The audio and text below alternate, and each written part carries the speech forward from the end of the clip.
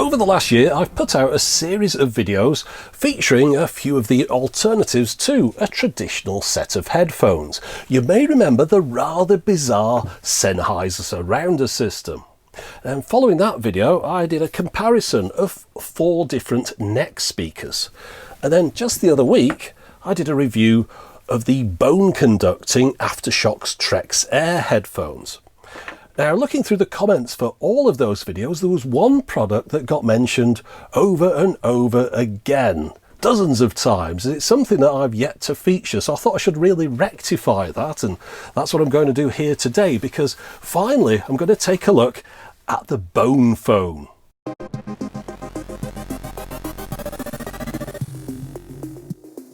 The first advertisements I can find for the Bone Fone date from the end of 1979. This is from the December issue of Popular Science.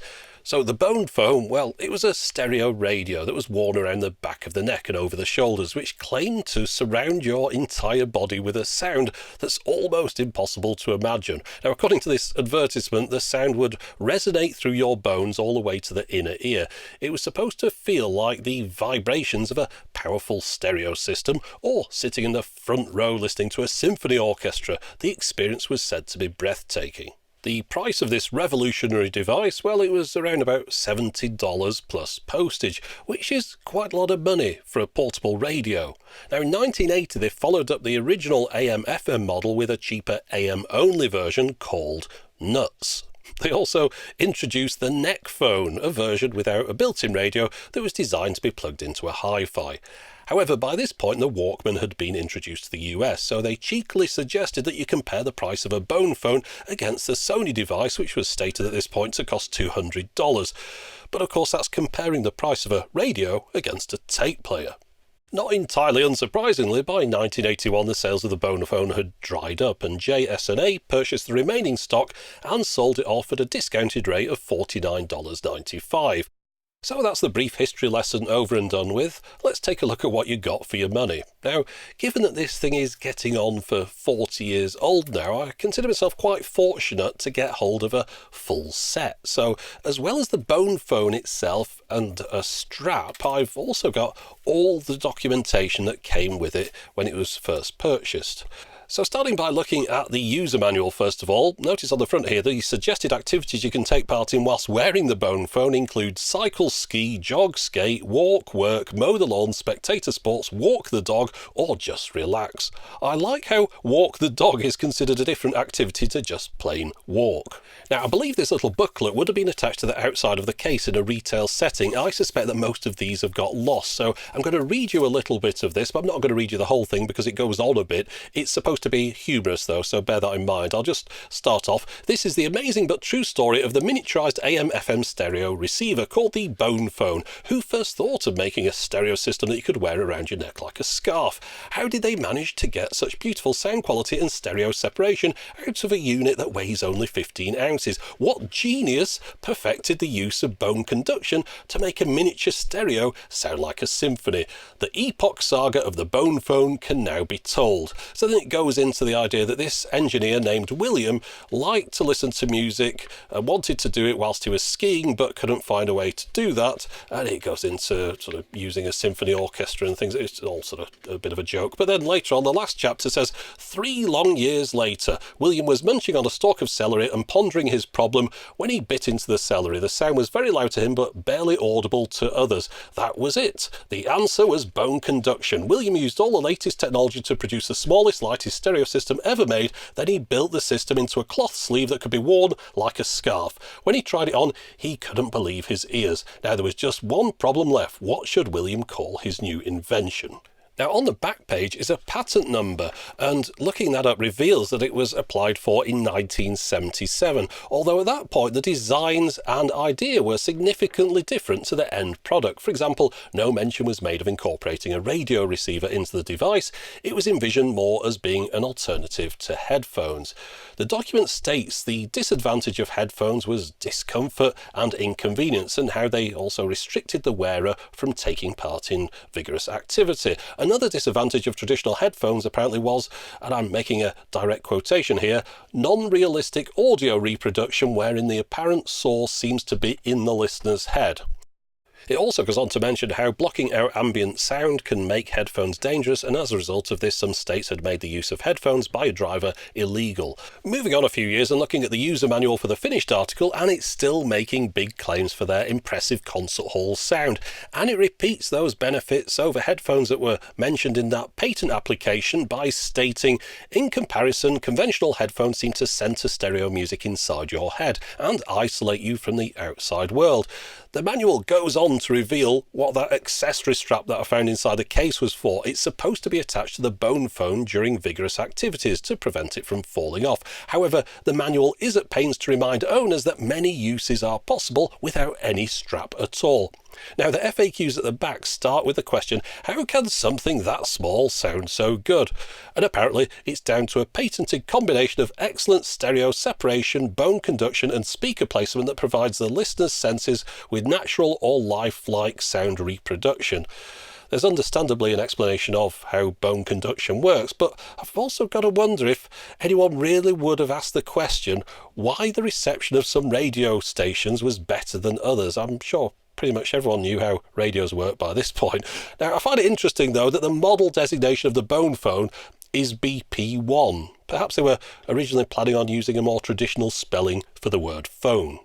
This enclosed letter from the retailer JS&A indicates that this was one of the models sold at that original price of $69.95, and at this point the Bone Fone Corporation clearly thought that this was a business that was going to be going places, offering a range of accessories in multiple colours. In addition, if you filled in this form to tell them how much you liked your Bone Fone, if your words got used in a future advertisement, you'd receive $20. So moving on to the main event. Now, the blue cover is removable for washing or swapping out for another colour, and overall it's got quite a bit of weight to this. Most of it's located at either end. On this end we've got most of the radio controls, the tuning, the volume. On the other end is the power button and a tone control. Never eat anything when I go to the cinema because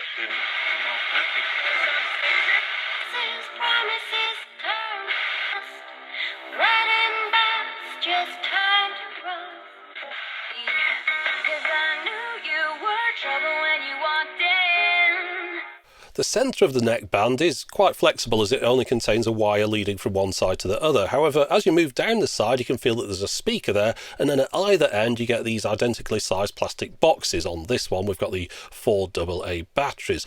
Now, pulling back the blue outer cover reveals that the internals are still protected inside a leather effect cover. However, you can clearly make out the shape of a traditional speaker, and it's just the normal kind of speaker that you get in many portable radios. Although here the drivers are being protected by a rigid metal mesh that covers them. And when this is draped around your neck and over your shoulders, those speakers rest to either side, just below the ears. Right, so let me tell you about the Bone Fone experience.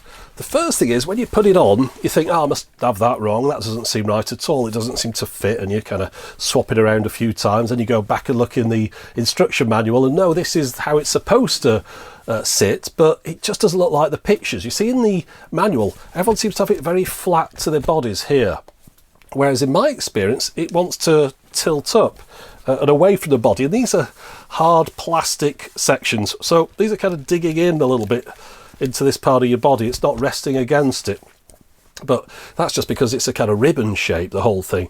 So it's fine on the back of the neck, but of course when it gets to here, trying to get those bits to lie flat, it just doesn't want to do it. Anyway, we've got it on now. The right way round as well, the radio controls for the tuning and things are supposed to be on this side, the on-off button is on this side, that's how it mentions it in the manual, so I've definitely got it the right way around. Also the seam has to be on the inside, which means that the speakers are here. There's one on that side, obviously the other one's in the same position, and these are pointing upwards, the driver is pointing out. So let's have a listen. Where's the on-off button? It's this side.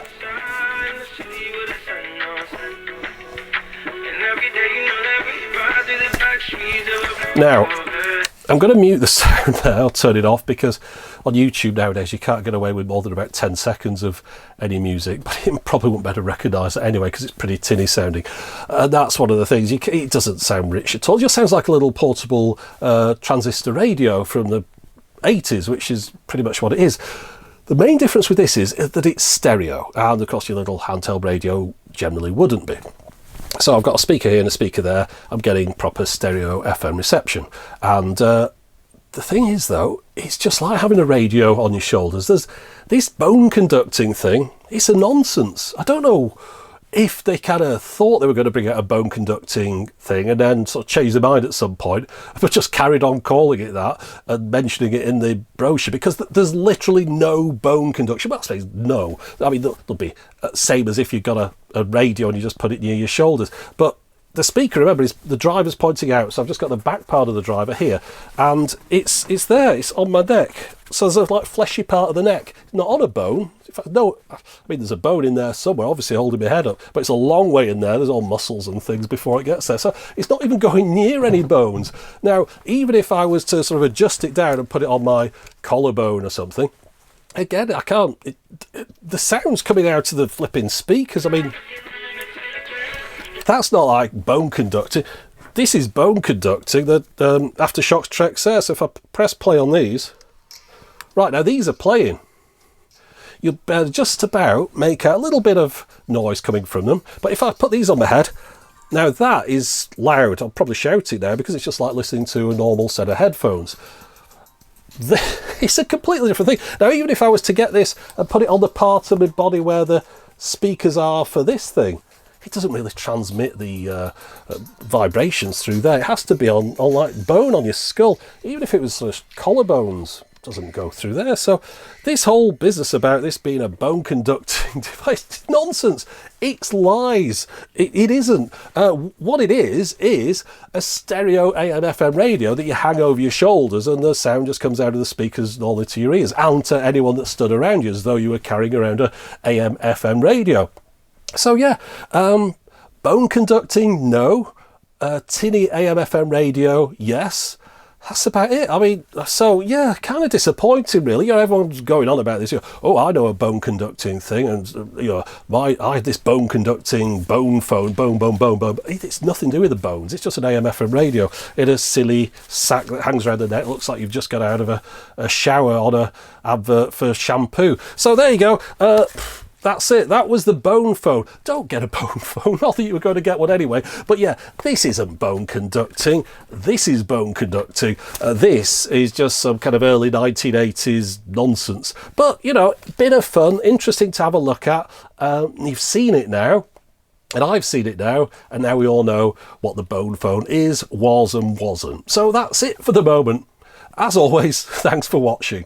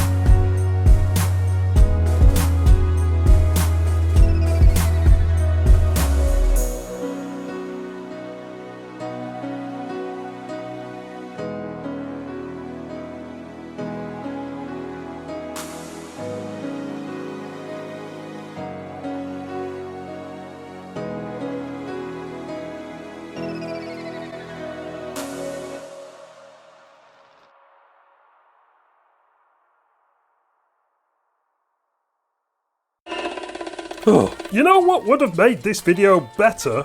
If it had been deleted rather than uploaded. No, he needed to say the phrase AM FM radio more often. Personally, I never want to hear Bone Fone mentioned again. I can't think of a more annoying name. How about Cassiva? I sit corrected. Anyway, what's the point in reviewing audio equipment when he hardly even plays it? You're supposed to listen to the description of it. But that's not what I want. I want to hear it for myself. Well, back in my day, we had things called shops. And in some of these shops, you could buy hi-fi magazines. And in these magazines, they had things called reviews. And in these reviews, you had to read how good hi-fis were. That's stupid. If they wanted to show how something sounded, they could just put it on a CD on the front cover. I'm not sure science is on your side there. No, hear me out. If they wanted to show, say, how the latest speakers sounded, they could record them and then you could listen back to it on the CD in your car. I can feel myself getting older while I'm listening to you. It's no wonder magazines died off. They needed more people like me. Ideas men. If I thought like you, I'd keep my ideas to myself. You're right. Somebody might try to steal them. I could be sitting on a potential gold mine. Actually, I think what you're sitting on might be the same thing that you're talking out of.